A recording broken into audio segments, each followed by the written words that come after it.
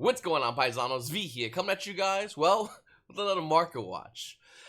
My wife's been out of the house and I've been home alone and it just feels boring. I mean, don't get me wrong, looking at cards in the market's always fun, and looking at the ban list and going, maybe this will come off, maybe this will come off, and seeing what's going to happen, that's all good, but for the most part, I've just been bored.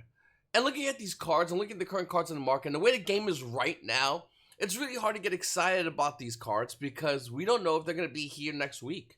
We don't know if they're going to be allowed to be played next week. And that kind of matters. Guys, before I begin, I just want to say, if you're new to the channel, hit the subscribe button, like button, and comment down below. Comment question of the day. What are you looking into doing right now in the game? I mean, with the ban list, it kind of puts a weird halt in the game. You don't really want to go ahead and buy cards because you don't know if those cards are going to be good. I mean, unlike me, I took a little bit of a gamble in the market, but most people in this game right now don't really want to go ahead and open packs of Yu-Gi-Oh! It makes no sense to do so. If whatever you open, maybe you were working on that deck, but the bans could change and make a deck that might be old come back, might some old cards come back and change the entire meta the way we see it. It's kind of how the game works. So one thing that makes no sense to me, Blue Eyes White Dragon coming in a jump promo. I mean, there's two versions of this card, by the way. Just want to throw it out there. The first Blue Eyes White Dragon jump promo is roughly around 30,000 in market. It's been bought out. It's currently 170. After that one sold, it's roughly around $200 for Blue Eyes White Dragon. The other version, by the way, let me show you something.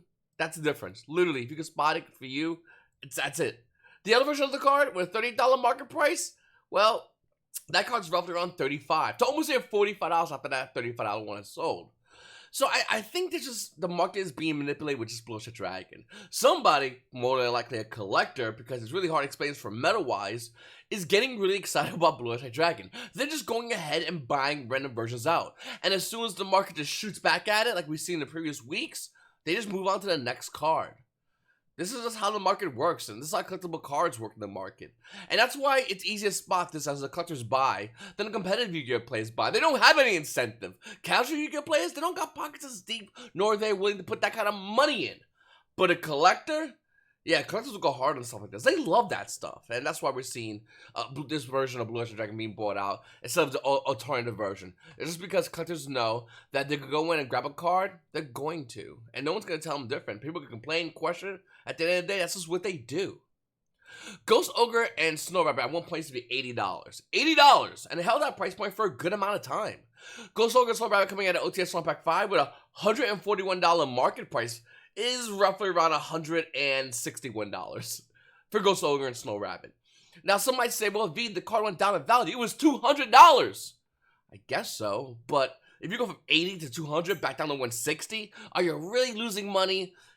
It's doubling the money. But it's one of those kind of weird things where people see this and go, yeah, it's kind of crazy. And they're right, it is kind of crazy.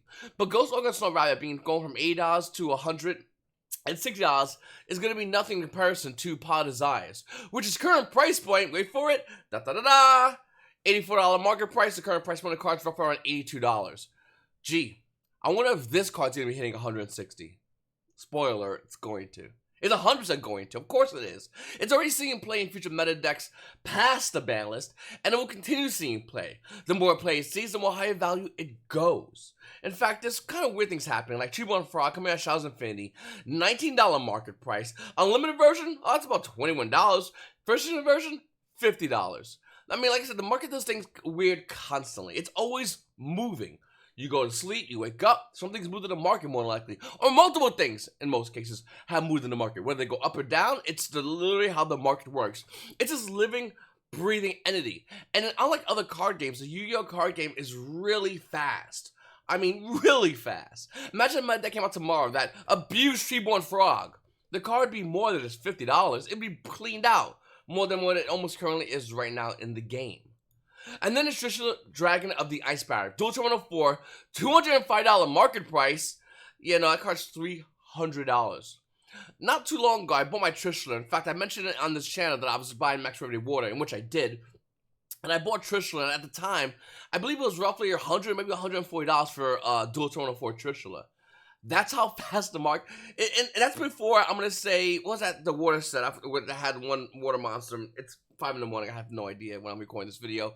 Name of that recent set that had support to, anyway. Nevertheless, Triple Dragon and Iceberg got bought out ultimately because of the hype and never went back down. That's how the market works. If it's a hard to get card, unless it's a higher rarity printed version of it out, more than likely the highest rarity card will still maintain value despite the fact that the hype went and came and gone and all that stuff. And that's what we're seeing here. Hype coming and going in the case of Triple Dragon and Icefire. Unless Icefires are going to be good in the meta, someone says. They're not. They're not. Predator Inverted Anaconda is definitely looking to be an all-star card coming next ban list, depending if the ban list is a hit, I should really say. Predator Inverted Anaconda with a $29 market price is roughly around almost $30. This card's gonna be MVP. Now, for anyone expecting this card not to be hit, not to be on the ban list, and this card to be, maybe at worst limited or whatever, and seeing that fact that this card's more than likely going to see meta play next next ban list, you should be looking at Instant Fusion, not Predator Plan for an Anaconda. That right there's a card everyone's looking at. This is a card nobody's looking at. That's just some facts. Instant Fusion coming out of OTS Tournament Pack 4 Ultimate Rare with a $60 market price. It's currently $62 to $65. Now, here's the thing. I think that a lot of decks moving forward, besides the fact that I think we're going to all agree that Anaconda is definitely going to be a great card for all those decks moving forward, is more than likely to need more ways to bring out cards to abuse the game. Instant Fusion is an amazing card. That's why it's limited. And despite the fact that a lot of you players have alternative versions of the card, if you want a max rarity version of Instant Fusion, it's right here. This is it right here. It's kind of like Terraforming. In fact, when the last meta came, Terraforming was basically not that expensive. And then slowly got more and more expensive. And then, boom, a buyout, and now it's insanely high. I think that's what's going to happen with Instant Fusion. I think it's going to get higher in value. So keep an eye on this card. We also have Rise of the Duelist. Now, I said when this set first came out to wait on this set. Don't go crazy. Don't run into it. We can analyze it. But don't go crazy with your wallet because you're going to get banged left and right. So right now, looking at cards, the best card in the set, Forbidden Droplet, a card which was roughly around $90, is about $80 in the market. Nadir Servant, this card was almost near $90 as well, $65 and dropping. Then you got Triple Tactics Talent. This card was like $75 for the longest. Well, as long as you can go on a pre-sale and hype as well in the game. The card's currently $62 and dropping. Forbidden Droplets and Triple Tactics Talent is almost going to be a staple card. And I really do think that these cards are going to be cards you're going to want to get. The question is how many, and that's a good question. If you look at OCG, people are playing 2 Droplets, 2 Talents, but then again, they got Maxi at 3. See where I'm going with that? But looking at right now, let's say Maxi didn't come off this ban list. Okay, let's say it's reasonable. Let's say it didn't come off the ban list. You would have to get 3 Droplets, 3 Tactics Talents. In fact, going by that logic, if Maxi comes with the ban list, you only have to get really 2 Lightning Storms. Especially if we see Harvey's Feathers as well. This is good things that can happen towards the game that makes sure you don't got to spend much money to buy a lot of cards if you have a chance to get into those cards in the current game stage you're playing in. So looking at Forbidden Droplets, looking at Triple Tactics Talent, do we go in and buy it yet? No. Trust me, I want these. I want these badly. I need these cards. But going ahead and buying in Triple Tactics Talent, Forbidden Droplets is saying, hey, I don't mind buying it because the card value went down a little bit. Wrong. You see, we're going to be getting the Megaton soon, and that's when hype is going to be redirected. Once hype gets redirected, the value of a lot of these cards drop, as well as people that own these cards might consider selling them, or more or less people buying more boxes of Rise of Duels, cracking more packs. The value of these cards go lower than what they currently are right now. Will it be 100% happen? I don't know, but I'm betting on it. I'm not buying any of these cards yet. Don't get me wrong, I love buying expensive cardboard. I really do. But you gotta buy smart. And looking at Forbidden Droplets and Triple Tactics Talents with the release of the Megatons, there's no reason to go ahead and buy it now. Just wait. What's the worst gonna happen? You save money? Looking at also Dogmatica stuff, we're seeing that drop. Excelsior, which was 25, is now 21. Maximus, you see it over here at $16. The card's roughly around 13. Fludilus, that card's holding like a $23, $24 market price. It's down to 21. It's just dropping. Everything is dropping fast. And even though, you might be out there and go, well, Via, I want to play Dogmatica. Sure, you could buy it and pay Primo $1, or you could just wait. It's up to you realistically. I mean, how badly do you need a deck, and how fast do you need a deck is the question. Me, personally, I'm waiting. I want to play Dogmatica too, don't get me wrong. I'm just not going to go ahead and buy it now. Why? It's going to go lower in value. Same with the rest of these cards in this set. Ultimately, they will settle, and that's when they'll start moving in the market. Just keep an eye out for that moment. So looking at the 2020 Megatins, we're seeing a lot of the pre-sale value just start to tank. I mean, really tank. And I think that the thing about the pre-sales in the market, by the way, I just want to say something real quickly. So stores have access to list pre-sale prices, and then Yu-Gi-Oh players, the rest of us normies, well, the rest of you actually, not me, I can do it too, but have the ability to list it on the data set that comes out. So stores that pre-sell for high crazy amounts like Red Ice Dr. Goon, which is now currently $48, which used to be $60, they might have sold it a couple of suckers, players who are suckers. I mean, you gotta be a big time sucker to buy that card at $60. But people are doing it, and stores are making money. And even though I don't like the fact that stores get first in CD player, it does make sense now with the pandemic. But I do feel like as time goes on, when everything gets back to normal, or we reach some semblance of normality, it might be not right. But that is what it is for currently right now. Guys, I just want to say, looking at the cards over here, on the 2020 Megatin, these values are pathetic.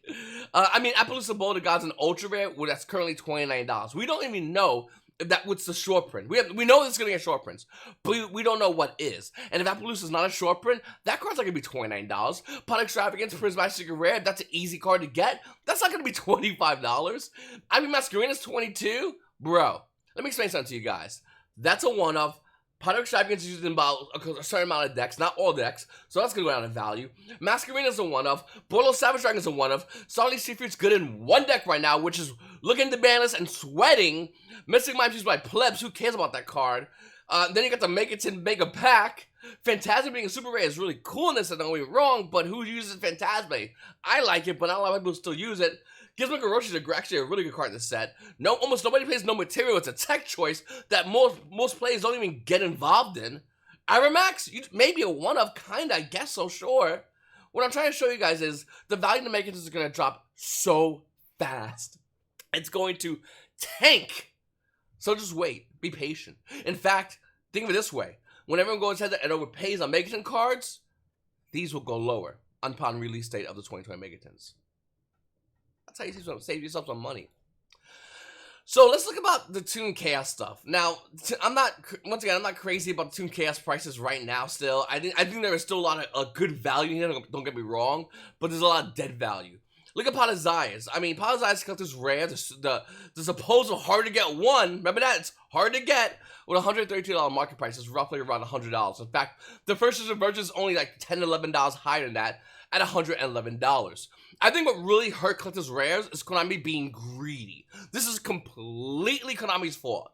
Konami being greedy decided to make a limited version of Toon Chaos, being the fact that they short printed the original set Toon Chaos because it was just hard to get.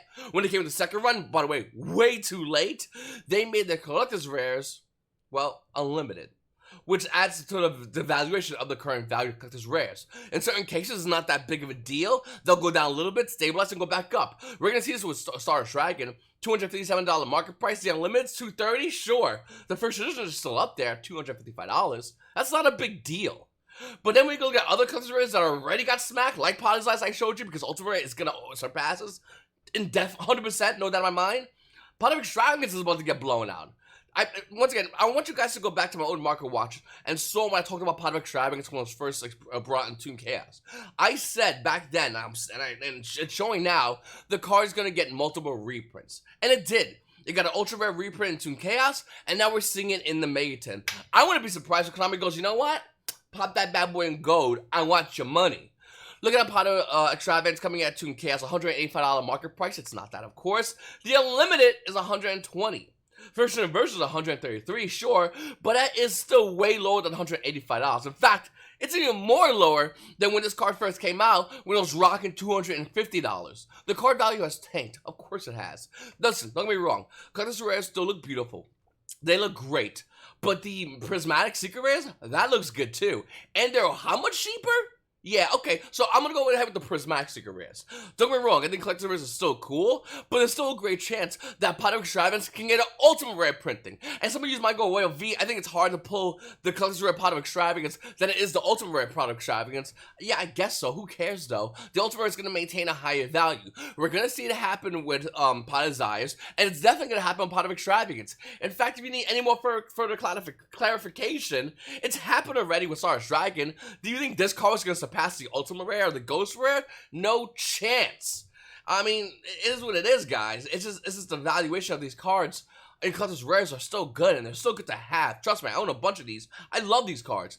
I'm just not trying to say that these are going to be all end all as far as values. In certain cases, they might be, but not in all cases. So with the Mega's coming out, Red Eyes Fusion coming out Clash of Rebellions for a $25 market price is up. Unlimited versions are roughly around 33. First edition version is about 35, and you shouldn't buy these. Don't get me wrong, I think max rarity is best rarity, but dumb buys don't equate nice rarity. You know what I'm saying? Like you don't want to chase your bad money after good money. Obviously, you're going to have a nice, beautiful max rarity deck for those who are going to be doing that. You're going to have Dragoons, and people are going to go, where's your Super Red Fusions? These are $35. This is just dumb money. I'm not going to throw away money to get a Super Max Rarity card today. I'll wait. I'm very patient. I can easily buy this card, and don't get me wrong, but why waste money? It's not needed. The value of Red Eyes Fusion is going to go down as more and more and more Yu-Gi-Oh players go ahead and grab this card in the common version, which is like $1, $2. Why spend the crazy high money yet? It will go down. One thing that won't, though, is Infinite Permanents. Coming out of Flames Destruction, original print Secret Rare is holding a $63 market price. In fact, the Unlimited, Lightning Play Unlimited is roughly around $75, and you want a first version of Infinite Permanents? This might sound familiar. It's $100. When this card was at its peak, I believe it was like $115, if I'm not mistaken. Looking at Infinite Permanents out of Flames Destruction, seeing this card be at this high value, it just makes sense to me. I mean, I don't think that nobody's going to question it. I mean, think about it. We have Triple Attacks of Talent, which counters this card. We have a lot of ways to counter hand traps in the meta, minus Infinite Permanents. It's just a good card in general. The fact that it went up so high in value is pretty astonishing, despite the fact that the card has, what, 2 reprintings, ultra rare versions of the card? I think Infinite Permanents will finally lose its value once Konami A makes it easily accessible for everybody, they don't have to lose value, or B, Konami makes Infinite Permanents an ultimate rare, which I think they kind of owe us because the last OTS set was a really crappy set. Looking at other versions of Infinite Permanents, mind you, it's still money. It's like $37 for the card. That's still a lot of money for this card.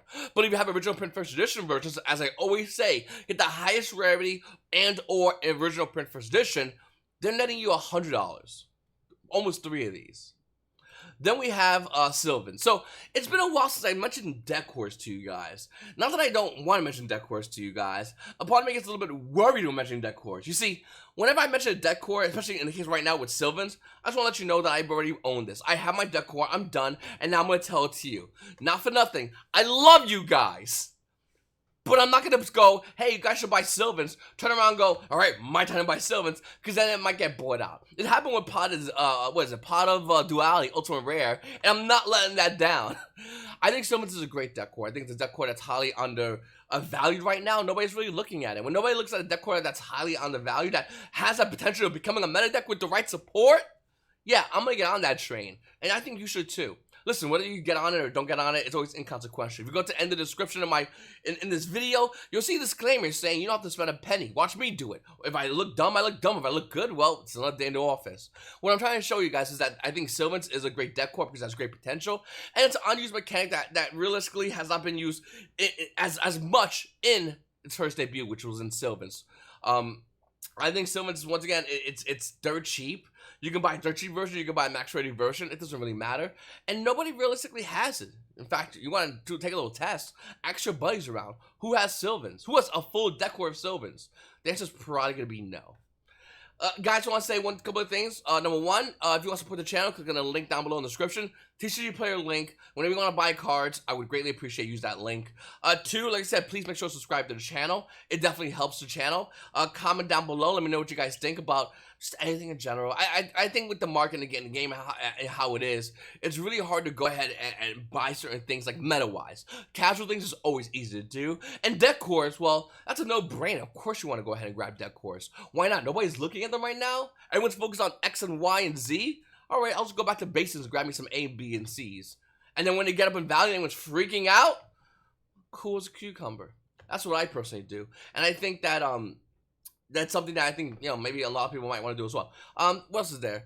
Discord, Twitter, Twitch, all those links down below. I would appreciate if you guys check them out. Speaking of which, Instagram. Okay, I spelled my own Instagram, internet.com. Okay. I recently bought a max rated Pokemon deck. Let me explain why, to anyone who might be confused about that. Hold on one second. Okay. So I recently bought a max ready Pokemon deck.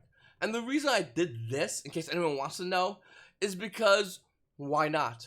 I mean, this deck costs nothing compared to Yu-Gi-Oh deck. Yu-Gi-Oh deck costs way more, especially max rarity, than a Pokemon deck. That's number one. Number two, even though I love Yu-Gi-Oh a lot, it's a really fun game. I decided to start getting ready for Pokemon as well. I just want to be playing Pokemon and Yu-Gi-Oh. I've always played Pokemon way before I even started playing Yu-Gi-Oh, and I'll probably continue to play both games. Yu-Gi-Oh's always number one, but having a max rated Pokemon deck, especially if you're a Yu-Gi-Oh player, it's not that expensive. I mean, it is if you think about the fact that there is a rotating set, I guess, but overall, not if you do it right. I mean, certain cards you might want to go in and like Switch and the Pokemon Energies, that Secret Rare.